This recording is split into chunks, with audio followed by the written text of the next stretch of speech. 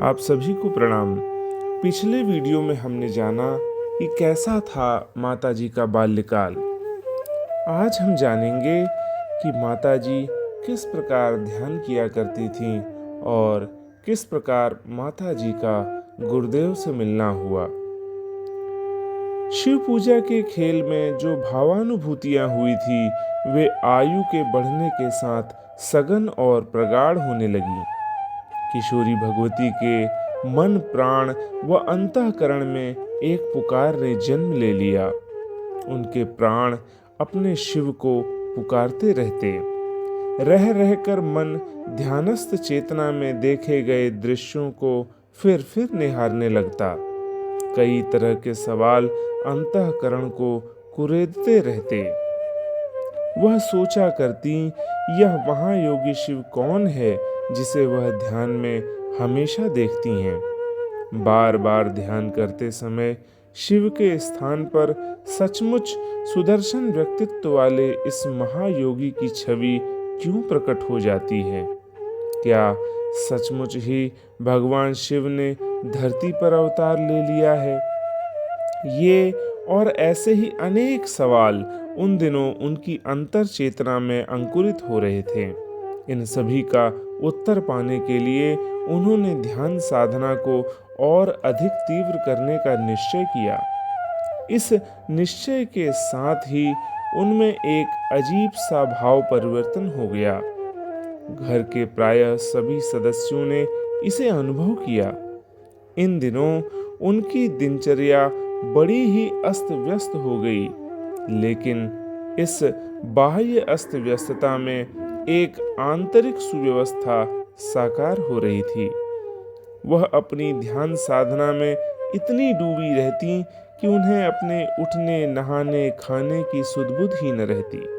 घर के सदस्य उनके इस आंतरिक परिवर्तन से अनजान थे। बड़ी भाभी जो माँ की तरह उनकी साज संभाल किया करती थीं, उन्हें समझाती रहती थी। बार बार कहती, लाली तू तो ऐसी न थी, आजकल तुझे क्या हो गया है।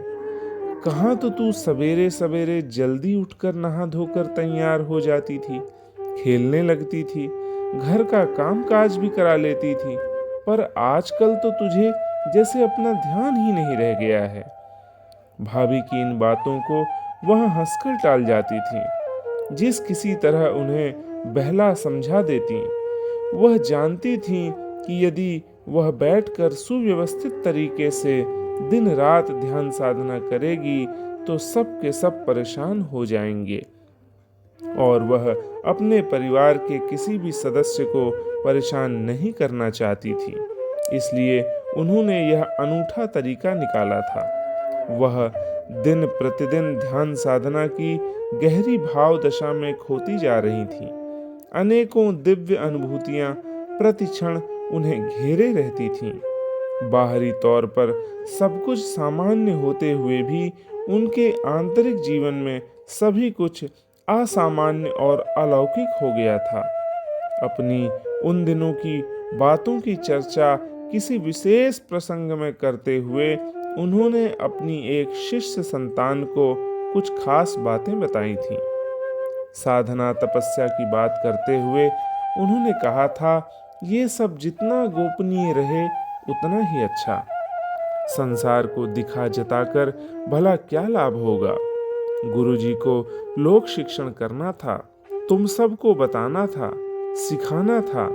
इसलिए उन्होंने अपने बारे में कुछ छोटी मोटी बातें बता दी। उनकी विशेष तपस्या के बारे में अभी भी किसी को कुछ नहीं पता। मेरे बारे में तो खैर कोई कुछ जानता ही नहीं है, जबकि असलियत यह है कि मेरी साधना 11-12 साल की उम्र में शुरू हो गई थी। इसमें कहीं कोई दिखावा न था। बस सोते जागते उठते बैठते खाते पीते हर समय ध्यान किया करती थी। देह का तो जैसे कोई होश ही नहीं रह गया था। बड़ी विचित्र स्थिति थी उन दिनों। अस्तित्व के कण प्रति कण में अणु परमाणु में जो अव्यक्त नाद है वह उन्हें हर समय सुनाई देता रहता। कभी भेरी बजती, कभी मृदंग, कभी वीणा तथा कभी शंख ध्वनि होती। उनके देह मन में सर्वत्र अणु परमाणुओं के विद्युत कणों का नृत्य और घूर्णन चलता रहता। इन्हीं दिनों उन्होंने अपने जन्म और जीवन के कई रहस्यों का साक्षात्कार किया। ध्यान की गहनता में उन्होंने अपने साधनामय अतीत की झलकियां देखी। गंगा की लहरों एवं मंदिर की घंटियों की गूंज के साथ जो दृश्य उभरे, पहले वे अस्पष्ट थे, बाद में धीरे धीरे उन्होंने अपने को दक्षिणेश्वर मंदिर में रामकृष्ण परमहंस के साथ पाया।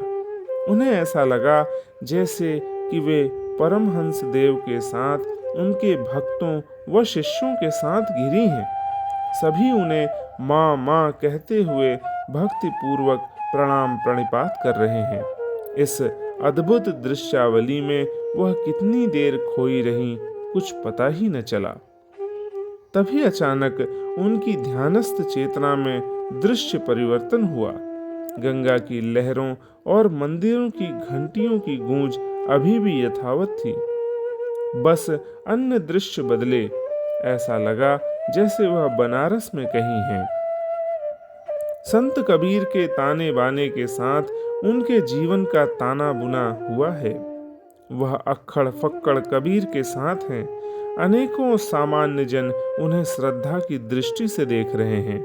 उनकी झोपड़ी के पास सच्चे योगी, गरीब, अनपढ़ सब एक साथ संत कबीर से ज्ञान पाने के लिए आए हैं।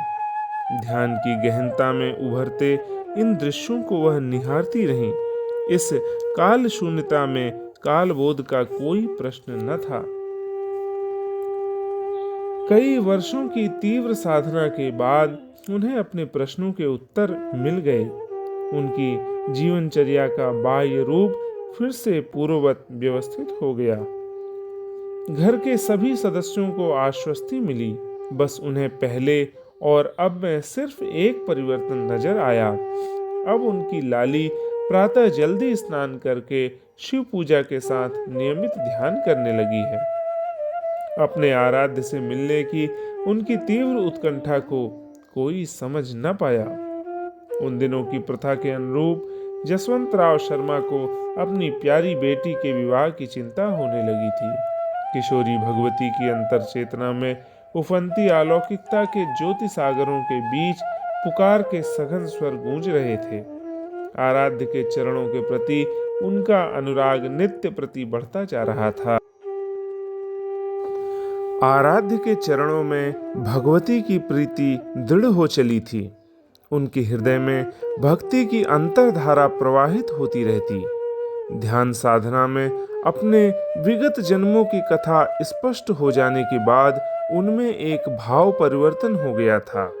वह पहले भी शांत रहा करती थीं, अब यह शांति और भी सघन हो गई।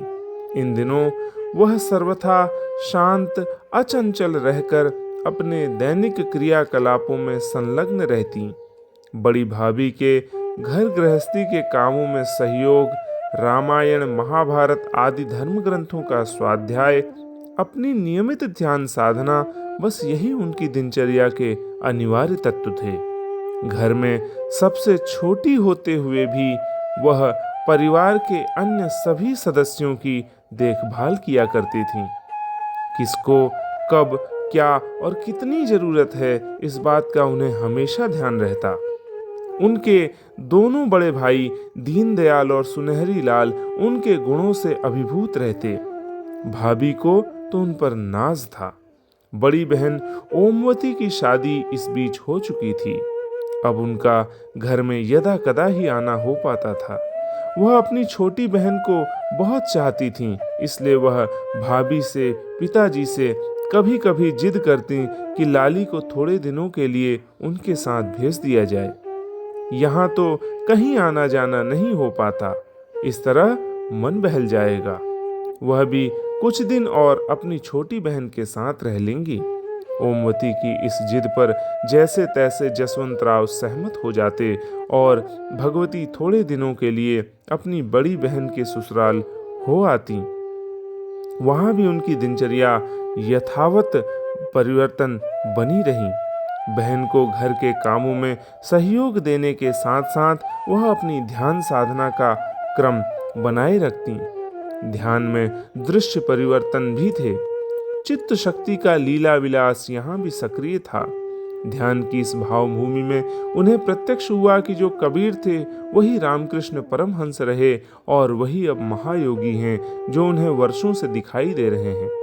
इन्हीं के साथ उनके अपने भविष्य की डोर बंधी है। बीते 2 जन्मों का सुपरिचित सानिध्य उन्हें इस जीवन में भी मिलने लगा है। संत कबीर की लीला सहचरी लोई, श्री रामकृष्ण परमहंस की लीला संगिनी रही शारदा वही है। जिस आत्म चेतना ने लोई के रूप में जन्म लिया, जिसने शारदा के रूप में जीवन जिया, उसी ने अब भगवती का नाम रूप स्वीकार करके देह धारण की है।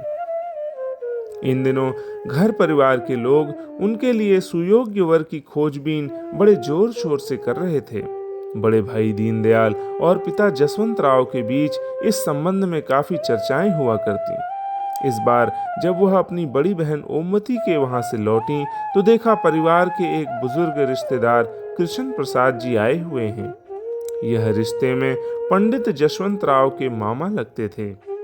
वे इस समय किसी वर की चर्चा कर रहे थे। पंडित जसवंत राव एवं उनके बड़े बेटे दीनदयाल बड़े धीरज और उत्सुकता के साथ उनकी बातें सुन रहे थे। उनकी बातों के कुछ शब्द भगवती के कानों में भी पड़े। वे कह रहे थे, जसवंत, मैं तो कहता हूँ कि ऐसा लड़का कहीं भी दुनिया भर में खोजे नहीं मिलेगा। वे लोग आमलखेड़ा के रहने वाले हैं। आसपास के गांवों में उनकी बड़ी जमींदारी है, खानदानी रईस हैं। इन बातों के बीच में जसवंत राव ने टोका, आपने उन्हें मेरे बारे में सब कुछ सही सही बता दिया कि नहीं? प्रश्न के उत्तर में किशन प्रसाद कहने लगे, इसमें छिपाने की भला क्या बात है? मेरे लड़के के बड़े भाई राम प्रसाद से बात हुई। मैंने उनसे कह दिया कि जसवंत राव के पुरखे अहमदपुर के रहने वाले थे। वहीं उनका अपना घर और खेती थी। परदादा के जमाने में 12 जोत की जमींदारी थी। परिवार का बड़ा नाम था। लेकिन तुम्हारे पिता श्री प्रसादी लाल शर्मा के जमाने में बात बिगड़ गई। किसानों की खराब हालत के कारण प्रसादी लाल जी ने लगान नहीं लिया और धीरे धीरे जमींदारी जाती रही। किशन प्रसाद की इन बातों को सभी लोग बड़े ध्यान से सुन रहे थे। वह बता रहे थे, मैंने राम प्रसाद को यह भी बता दिया कि तुम लोग 4 भाई हो, जशवंत शर्मा, बलवंत शर्मा, रामदयाल शर्मा और वसुदेव प्रसाद। इन 4 भाइयों के बीच एक बहन है रामश्री, जो अब अपने घर परिवार की है। किशन प्रसाद की बातों का सिलसिला अपने पूरे वेग में था। अपनी बातों में वे शायद यह भी भूल चुके थे कि लोग लड़के के बारे में जानने के लिए उत्सुक हैं। दीनदयाल के टोकने पर उन्हें ध्यान आया और वह कहने लगे, अरे लड़के के बारे में क्या पूछते हो? पंडित रूप किशोर शर्मा का बेटा है। अब पंडित रूप किशोर के नाम को तो आसपास के इलाके में भी सभी जानते हैं। उनके इस सुपुत्र का नाम श्री राम है। तपस्या, साधना, पढ़ाई लिखाई सब में अव्वल है। पहले कुछ दिन उसने यहीं आगरा में रहकर सैनिक अखबार में काम किया। आजकल मथुरा में रहकर खुद की पत्रिका निकालते हैं। बस काल देवता ने उनकी पहली पत्नी को उठा लिया। उसके 3 बच्चे हैं, ओम प्रकाश, दयावती और श्रद्धा। पर अपनी लाली तो इतनी गुणी है कि सब कुछ आसानी से संभाल लेगी। किशन प्रसाद की इन बातों की घर में कई दिनों तक चर्चा होती रही। चिंतन और चर्चा के अनेकों दौर चले। पहली पत्नी के मरने और उसके 3 बच्चों के होने की बात दीनदयाल को थोड़ा खटकी। इस पर उन्होंने अपने पिता पंडित जसवंत राव से काफी देर तक बातें की। बातों के बीच में उन्होंने यह भी पूछा, दादा यह बताओ कि तुम्हारी ज्योतिषी क्या कहती है? उत्तर में जसवंत राव गंभीर होकर कहने लगे, देखो मेरी तो शुरू से यही मान्यता है कि अपनी लाली देवी का अंश है। इसका विवाह किसी आम व्यक्ति से नहीं निभ सकता, फिर वह चाहे कितना ही बड़ा धनवान क्यों न हो। अपनी लाली के सुयोग्य वर वही है जो तपोनिष्ठ हो और आध्यात्म विद्या का ज्ञाता हो। मुझे तो यह लड़का सब तरह से लाली के लिए ठीक लगता है। पंडित जसवंत राव की बातें दीनदयाल को भी ठीक लगी। अंत में पिता पुत्र दोनों ने मिलकर यह तय किया कि कन्या की भाभी सारी बातें उसे बताकर उसके मन की बात जानने की कोशिश करे। जो कुछ होगा सो लाली की सहमति से होगा। भाभी ने अपने पति और ससुर की आज्ञा अनुसार अपनी प्यारी ननद से सारी चर्चा की। वह सारी बातों को बड़े ही शांत भाव से सुनती रही। बातों की समाप्ति पर उन्होंने एक पल के लिए अपनी अंतर चेतना को एकाग्र किया। इस एकाग्रता में सत्य उद्भासित हो गया।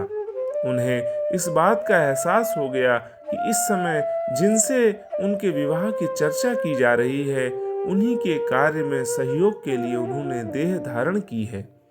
उनके पिछले जन्मों में पति और मार्गदर्शक रहे उनके आराध्य ही इस बार उनके पति होने जा रहे हैं।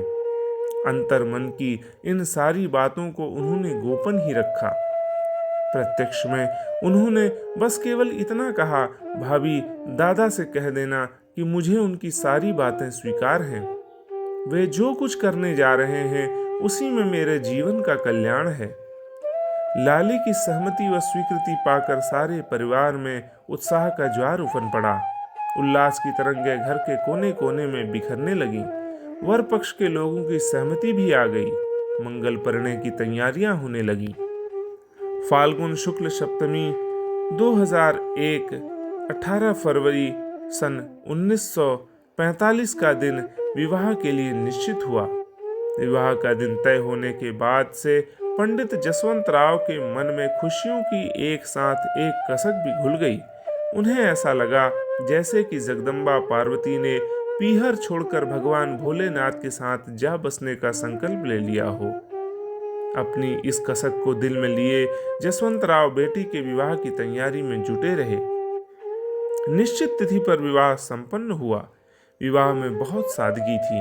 अरेला गांव के ज्वाला प्रसाद इसमें उनके मुख्य सहयोगी बने। उन्हीं की माध्यम से सारी बातें बनी।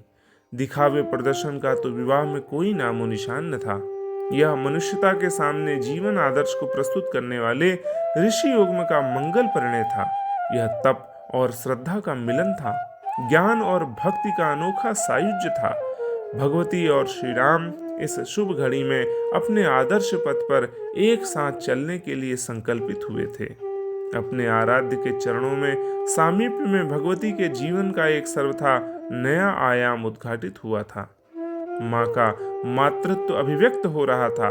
मातृत्व की सजल भावनाएं अपना स्वरूप व आकार पाने की तैयारी में थे।